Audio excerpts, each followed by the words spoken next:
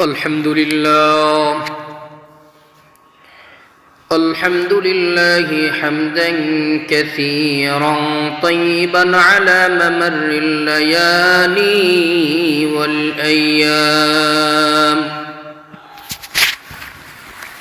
وأشهد أن لا إله إلا الله وحده لا شريك له،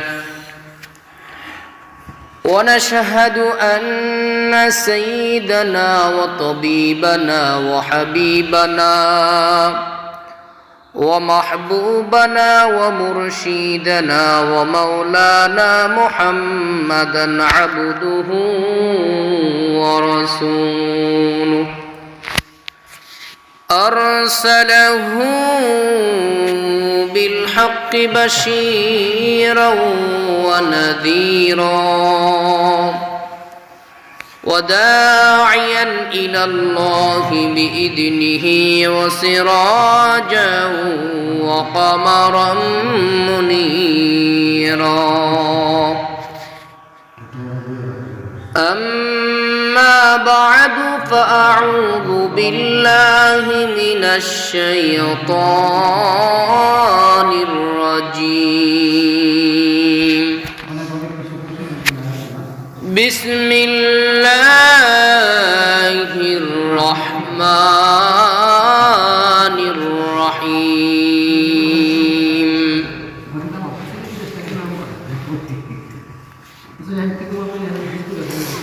والعصر إن الإنسان لفي خسر إلا الذين آمنوا وعملوا الصالحات وتواصوا بالحق وتواصوا بالصبر. وقال الله تعالى في شان حبيبه: إن الله وملائكته يصلون على النبي يا أيها الذين آمنوا صلوا عليه وسلموا تسليما. সকলে দরুদ পাঠ করি। আল্লাহুম্মা সাল্লি আলা মুহাম্মাদিন ওয়া আলা আলি মুহাম্মাদ কামা সাল্লাইতা আলা ইব্রাহিম ওয়া আলা আলি ইব্রাহিম ইন্নাকা হামিদুম মাজিদ। اللهم بارك على محمد وعلى آل محمد كما باركت على إبراهيم وعلى آل إبراهيم إنك حميد مجيد। আলহামদুলিল্লাহ, সকল প্রশংসা আল্লাহ সুবহানাহু ওয়া তাআলার জন্য, যিনি আমাদেরকে মায়া করে ইহসান করে দুনিয়ার সকল প্রকার গুনাহের কাজ থেকে বিরত রেখে আল্লাহ তাআলা জাল্লা শানুহুর গড়ে আগে আগে আসা এবং বসার মতন সুবর্ণ সুযোগ করে দিয়েছেন। সে আল্লাহ সুবহানাহু ওয়া তাআলার দরবারে কৃতজ্ঞতা প্রকাশ করার জন্য আমরা সকলেই অন্তরের অন্তরস্থল থেকে কালিমাতুশ শুকর আদায় করি। সকলেই জবান খুলে দিয়ে উচ্চ আওয়াজে বলি আলহামদুলিল্লাহ। সম্মানিত হাজিরিন, আমরা সকলেই অবগত আছি রজব মাস চলতেছে। গত জুমায় কিন্তু এই বিষয় নিয়ে আলোচনা করা হয়েছে যে রজব মাস আসলে নবী করিম সাল্লাল্লাহু আলাইহি সাল্লাম রমজানের প্রস্তুতি নিতেন এবং সাহাবায়ে কেরামদেরকেও রমজানের প্রস্তুতি নেওয়ার জন্য উপদেশ দিতেন, নির্দেশ দিতেন। রমজানের প্রস্তুতি কিভাবে? এই মাসে আস্তে আস্তে আমাদের আমলগুলোকে বাড়িয়ে দেওয়া, যেমনভাবে মাঝে মাঝে রোজা রাখা, যাতে রমজানে রোজা রাখতে আমার আপনার কষ্ট না হয়, রমজানে যেন রোজা রাখার জন্য পরিপূর্ণ প্রস্তুতি নিতে পারি। মাঝে মাঝে নফল নামাজগুলো বাড়িয়ে দেওয়া, যাতে দীর্ঘ সময় দাঁড়িয়ে নফল নামাজগুলো আমরা পড়তে পারি। এরকমভাবে তাসবিহ, তাহলিল, কোরআনে কারিমের তেলাওয়াত ইত্যাদি আমলগুলোকে বাড়িয়ে দেওয়া, সবচেয়ে বেশি আল্লাহ তাআলার নিকট দোয়া করা, রব্বুল আলামিন রজব এবং শাবানের রহমত এবং বরকত আমাদেরকে দান করুন, আমাদেরকে মাহে রমজানের রহমত এবং বরকত দান করুন, মাহে রমজান পর্যন্ত আমাদের হায়াতকে দীর্ঘ করে দেন, দোয়া করা আল্লাহ পাকের নিকট।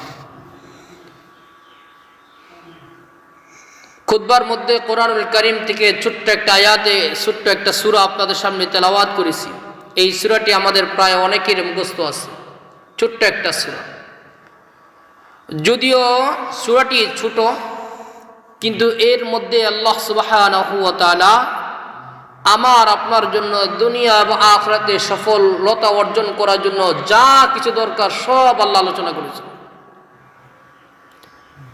আমি আপনি কিভাবে আল্লাহ তাআলা হুকুম আহকাম মানব, পারিবারিক কিভাবে, রাষ্ট্রীয়ভাবে কিভাবে, সামাজিক কিভাবে, নিজের মধ্যে কিভাবে, সব কিছু আল্লাহ তাআলা এই সূরার মধ্যে আলোচনা করেছেন।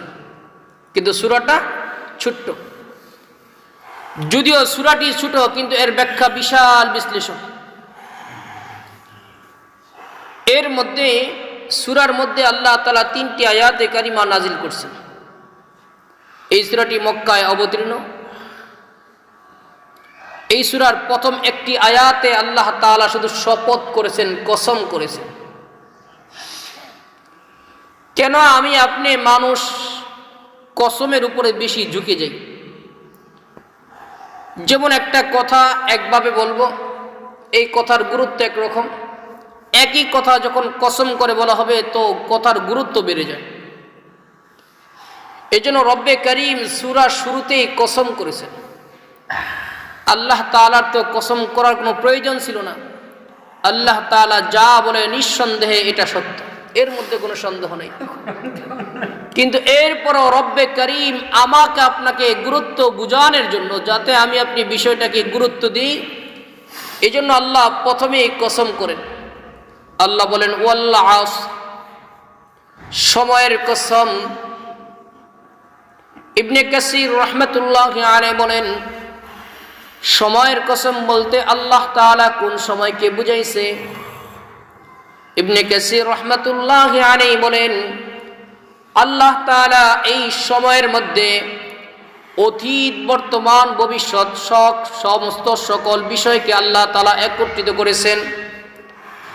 আমাদের পূর্বেও যারা ছিল আল্লাহ তাআলা তাদের উদ্দেশ্য করে বলেছেন, বর্তমান আমরা যারা আছি আমাদের উদ্দেশ্য করে আল্লাহ তাআলা একই কথা বলেছেন।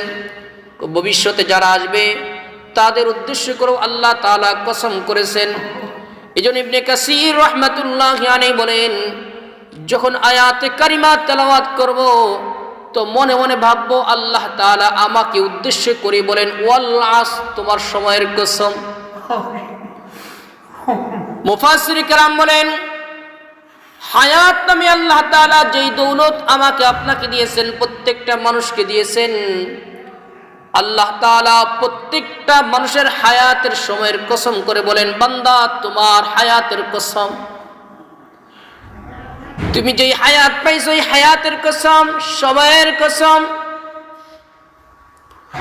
এরপর আল্লাহ বলেন ইন্নাল ইনসানা লাফি খুসর, আল্লাহ কসম করে বলেন নিশ্চয় দুনিয়ার সকল মানুষগুলো ক্ষতিগ্রস্তর উপরে আছে। ইন্নাল ইনসানা লাফি খুসর, নিশ্চয় সকল মানুষ ক্ষতিগ্রস্তর উপরে আছে। যখন আয়াতে কারিমা নাজিল হইল, সাহাবায়ে কেরাম ভীত হয়ে গেলেন, ভয়ে কাঁপা শুরু করে দিলেন। আল্লাহ তাআলা কসম করে বলেছেন দুনিয়ার সকল মানুষগুলো ক্ষতিগ্রস্তর উপরে আছে। আল্লাহ তাআলা বলেন ভয় পাওয়ার কিছু নাই, ইল্লাল্লাযীনা, তারা ব্যতীত। তোমরা ভয় পাও না, তোমাদেরকে আল্লাহ বলেন ইল্লাল্লাযীনা, তারা ব্যতীত, চারটা গুণ যাদের মধ্যে আছে, চারটা আমল যাদের মধ্যে বিদ্যমান আছে, এই চার গুণওয়ালা বান্দা সারা দুনিয়ার মধ্যে যত বান্দা বান্দি আছে সকল বান্দা বান্দি ক্ষতিগ্রস্তের উপর আছে। ইবনে আব্বাস রাদিয়াল্লাহু তাআলা আনহু বলেন, যাদের মধ্যে এই চার গুণ পাওয়া যাবে এরাই দুনিয়াতে সফল কাম, এরাই আখিরাতে সফল কাম। যাদের মধ্যে চারটা গুণ থাকবে না এরা দুনিয়াতেও ক্ষতিগ্রস্ত, আখিরাতেও ক্ষতিগ্রস্ত। এটা দুনিয়ার কোনো মানুষের কথা নয়, যে আল্লাহ তাআলা আমাকে আপনাকে সৃষ্টি করেছেন, রব্বে কারীম আল্লাহ ফয়সালা করে দিয়েছেন, যারা এই গুণগুলো মানবে, এই গুণগুলো অর্জন করবে তারা সফল কাম। যারা এই গুণগুলো অর্জন করবে না, এই গুণগুলো উপর আমল করবে না, তারা দুনিয়াতেও ক্ষতিগ্রস্ত, আখিরাতেও ক্ষতিগ্রস্ত। ইবনে কাসির রাহমাতুল্লাহি আলাইহি বলেন, কেমন ক্ষতিগ্রস্ত? যাদের মধ্যে চার গুণ থাকবে না, এদের যখন মালাকুল মউত জানটাকে কবজ করার জন্য চলে আসবে, মালাকুল মউত একা আসবে না, বিশাল বাহিনী নিয়ে আসবে, জাহান্নামের ফেরেশতাদেরকে নিয়ে আসবে।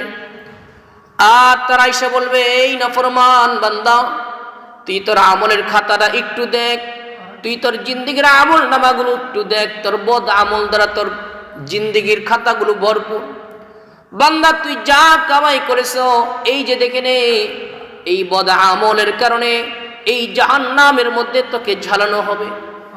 কোটা ফরমান বান্দা দেখবে আর চিৎকার করবে, ছটপট করতে থাকবে, কিভাবে এই জাহান্নাম থেকে পালায়ন করা যায়। কিন্তু মালাকুল মউত এমন ভাবেই হাজির হবে, ওইখান থেকে কেউ পালায়ন করতে পারবে না। আমি আপনি আর কি, আমার আপনার চাইতে বহু ক্ষমতাওয়ালা নমরুদ ছিল, কোন নমরুদও পালায়ন করতে পারে নাই। ফেরাউন ছিল, ফেরাউনও পালায়ন করতে পারে নাই।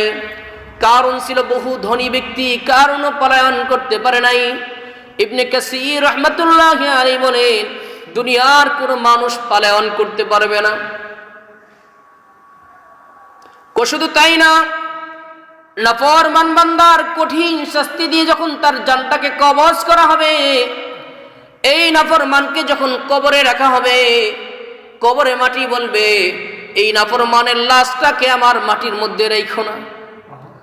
আর তারপরে যখন রাখা হবে, তো এই মাটি নাফরমানকে সহ্য করতে পারবে না।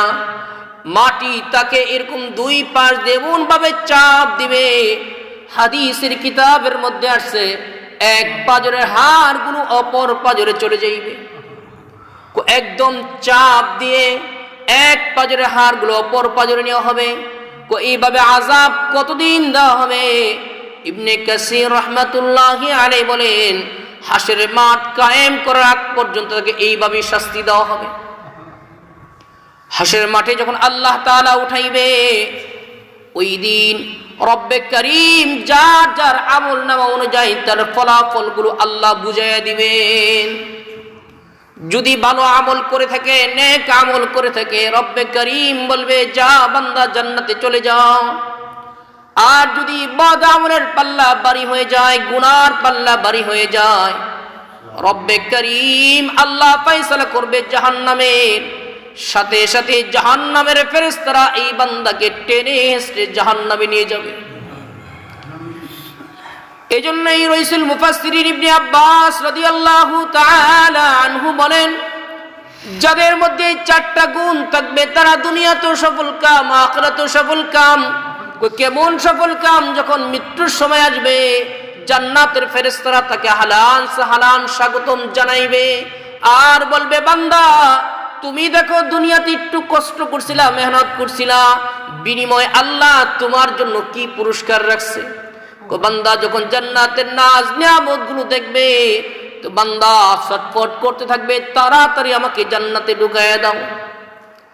মালাকুল মউত এমন ভাবে জানটাকে কবজ করবে, একটা বাচ্চা তার মায়ের দুধ পান করতে করতে যেমন ঘুমিয়ে যায়, এই বাচ্চাও জানে না কখন ঘুমায় গেছে, মাও জানে না বাচ্চা কখন ঘুমায় গেছে। একজন ইমানদার নেক আমলের মৃত্যুটা আল্লাহ তাআলা এইভাবেই দিবেন, আরামের সাথে আসানের সাথে বান্দা ঘুমিয়ে যাবে। এই অবস্থায় তার জানটাকে কবজ করে নেওয়া হবে। সুবহানাল্লাহ। শুধু তাই না, জান্নাতের ফেরেশতারা টানাটানি করা শুরু করে দিবে, এই বান্দাকে আমি নিব, এই বান্দাকে আমি নিব। এইভাবে তারা স্বাগতম জানায়া জানায়া এই বান্দার রূহটাকে ইল্লিনের মধ্যে নিয়ে যাবে। আর তাকে যখন কবরে ডাকা হবে, কবর বলবে, জান্নাতি বান্দা আসো, তুমি আমার ঘরে আসো, আমি মাটি তোমার জন্য জান্নাতে রূপান্তরিত হয়ে যাব। সুবহানাল্লাহ। ইবনে হাজার আসকালানী রাহমাতুল্লাহি আলাইহি বলে, একদিন আমি এক কবরের পাশ দিয়ে যাইতেছি, কবরের পাশ থেকে এত সুন্দর সুঘ্রাণ আমার নাকে আসতেছিল, দুনিয়ার মধ্যে কোথাও আমি সুঘ্রাণ পাই নাই। তো আমি খুঁজতে লাগলাম কার কবর এটা। খুঁজতে খুঁজতে আমি তথ্য পাইলাম এমন একজন বান্দার এই কবর, যিনি জীবনে কোনোদিন তাহাজ্জুদ কাজা করে নাই। এমন একজন বান্দার কবর এটা, যিনি কখনো বিনা ওযুতে দুনিয়াতে থাকে নাই, ওযু নষ্ট হয়ে গেছে সাথে সাথে ওযু করে ফেলছে। ইবনে হাজার আসকালানী রাহমাতুল্লাহি আলাইহি বলেন, এই বান্দার কবর থেকে জান্নাতে সুঘ্রাণ আসবে না তো কার কবর থেকে আসবে? আল্লাহ বলেন, যারা এই চার গুণে গুণান্বিত হবে তারা দুনিয়াতেও সফল কাম, আখিরাতেও সফল কাম।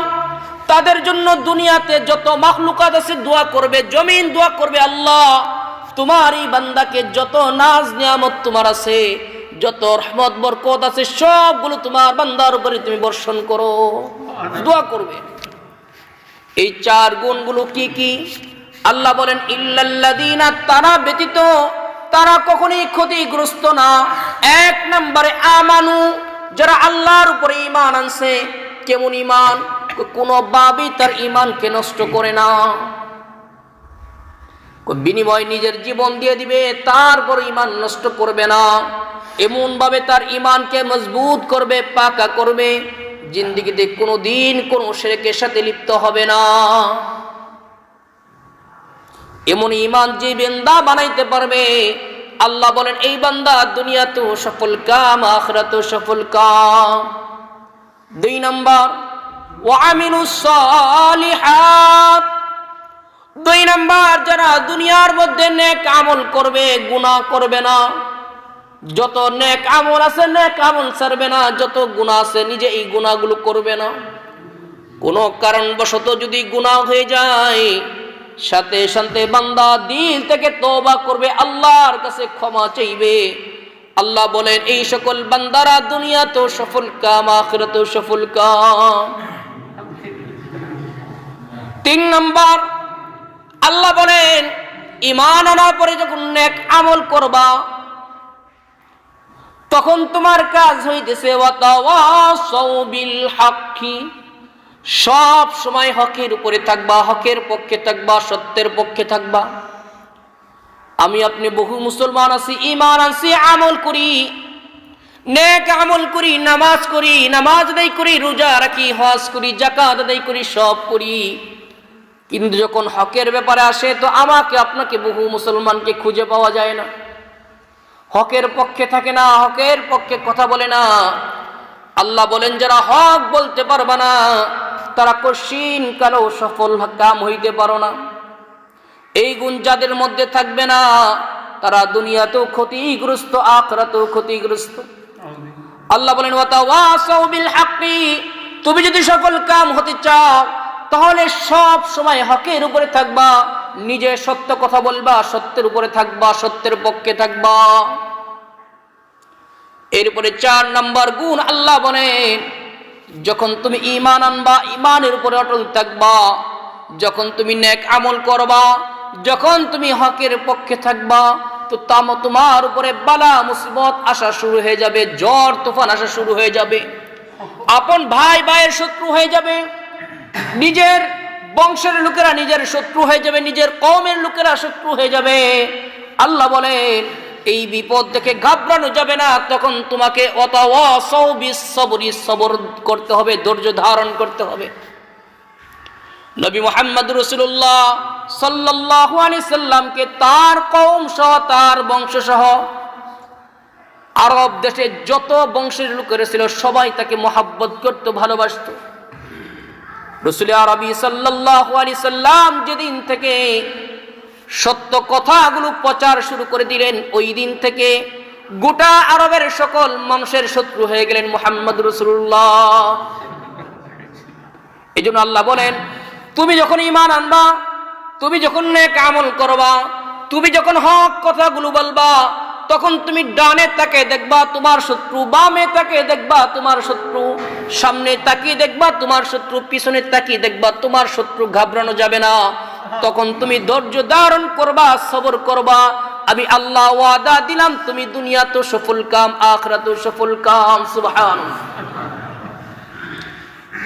একজন আল্লাহর পিয়ারা বান্দা ছিলেন, যিনি দুনিয়ার মধ্যে দরিদ্র মানুষ, দিন আইনা দিন খায়, কিন্তু ঈমান, নেক আমল এবং হকের উপরে থাকার কারণে, সবর করার কারণে আল্লাহ তাআলা উনাকে দুনিয়ার মধ্যে তার জান্নাত দেখে, জান্নাতের সুগ্রাণ তার নাক দিয়ে নেওয়া, তারপর তার মৃত্যু দিয়েছেন। সুবহানাল্লাহ।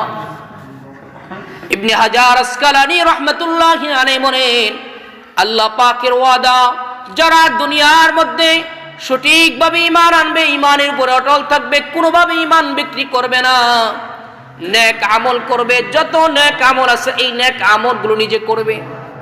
3 নাম্বার হকের উপরে থাকবে, 4 নাম্বার ধৈর্য ধারণ করবে, সবর করবে। এই 4 গুণ যারা অর্জন করবে, ইবনে হাজার আসকালানী রাহমাতুল্লাহি আলাইহি বলেন, তাদের সাথে আল্লাহ পাকের ওয়াদা, বান্দা তোমাকে দুনিয়াতে তোমার জান্নাত দেখায়া তোমার মওত দান করব। তুমি দুনিয়া থেকে বিদায় নেওয়ার সাথে সাথে কবর থেকে তোমার জান্নাতের নাজ নিয়ামতগুলো ভোগ করা শুরু করে দিবে। সুবহানাল্লাহ। এই যে 4টা গুণের কথা বললাম, এই 4টা গুণ আমার অর্জন করা দরকার, আপনাদের অর্জন করা দরকার। যারা এই দুনিয়াতে সফল কাম হতে চায় তাদের জন্য 4টা গুণ অর্জন করা দরকার। আর এই 4 গুণ কেউ অর্জন না করে যদি মৃত্যুবরণ করে, আল্লাহ বলেন, ওয়াল্লাহ, সময়ের কসম, তোমার জিন্দেগীর কসম, ইন্নাল ইনসানা লাফি খুসর, অবশ্যই তুমি ক্ষতিগ্রস্তের উপর আছো, দুনিয়াতে আখিরাতে। এই জন্য আল্লাহ তাআলা এই 4 গুণ অর্জন করা, আল্লাহ তাআলা আমাকে সহ আমাদের সকলকে তৌফিক দান করুন। সকলে বলি আমিন। ওয়া আখিরু দাওয়ানা আলহামদুলিল্লাহি রাব্বিল আলামিন। যাদের সুন্নাত বাকি আছে সুন্নাত কইনি আপনারা।